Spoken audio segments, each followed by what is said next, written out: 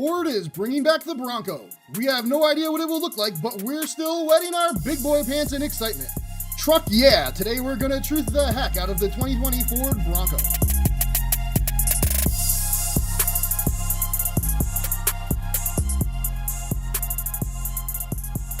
Welcome to the Car Truth Report. Today we're going over everything we know about the 2020 Ford Bronco. 1, it's coming out in 2020, and 2, OJ is now free and able to buy one. Over the years, like many cars, the Bronco experienced growth. It started out a small, almost Jeep-sized runabout, and over time had grown to become a full-size monster to compete with Chevy's K10 Blazer. There is wide speculation in the community that the new Ford Bronco will go back to its roots and be a smaller truck in its new iteration.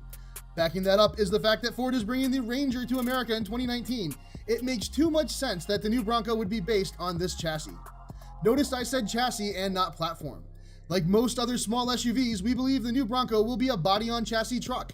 This would make it much more like its previous versions and put it into direct competition with the Jeep Wrangler. A Wrangler fighter from Ford? Let the games begin! Now let's have a look at what sort of drivetrains may be available. Since we are expecting a smaller Bronco, it's fair to guess there won't be a V8, at least in the first few years. While we would love to have a coyote-powered rock-climbing monster, that possibility is looking less and less likely with Ford's push towards turbocharged 4s and 6s. Expect to see a variant of the Mustang's 2.3 EcoBoost and maybe the 2.7-liter twin-turbo V6 from the F-150. It would be awesome to see Ford use their new 3-liter Power-Stroke diesel in the new Bronco, but we're not getting our hopes up. Well, not too much anyhow. Road and Track is reporting that the 2020 Bronco may be getting solid front and rear axles from Dana. While it sounds entirely too good to be true, their source is apparently a Dana Corp investor report, which claims that the new Ranger and Bronco will be using their Advantech gearing, which is found in their Jeep Wrangler axles.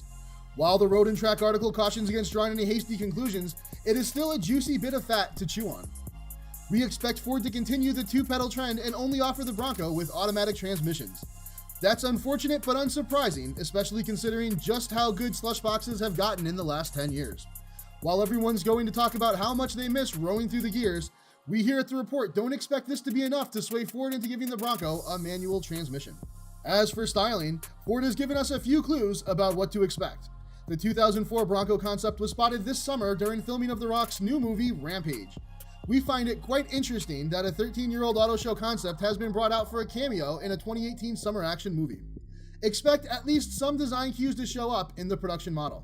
Also, Ford recently acquired Brazilian automaker Troller, which produces this awesome little trucklet, the T4. While there are no plans for its introduction into the American market, most likely because Brazil has much looser safety regulations than the US, see VW Type 2 production until 2013, Motor Trend is reporting that a Ford engineer says the new Bronco looks like a Troller with 4 doors.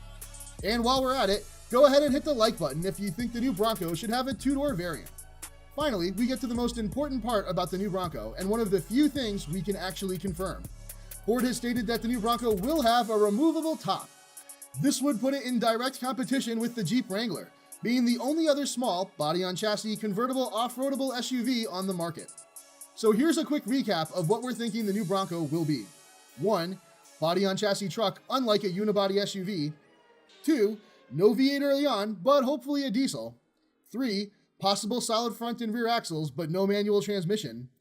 4, rugged looks borrowed from the 2004 concept and the Brazilian Troller. And 5, a removable top. Oh yeah. Personally, I feel that everything aside from the removable top and body-on-chassis design is just icing on the cake. It doesn't need to look like the 2004 concept or a Brazilian off-roader. It doesn't need a high-tech twin-turbo or torquey diesel. Hell, it doesn't even really need incredible off-road chops. Just enough. Most original Broncos never had all that and never needed it. It's sold because you could just pull the top in the summer and not get stuck in the snow over the winter. Ford, do that again, keep it cheap, and the next Bronco will be a hit. This has been the Car Truth Report, bringing you the car truth, the whole truth, and nothing but the truth, unless we get it wrong.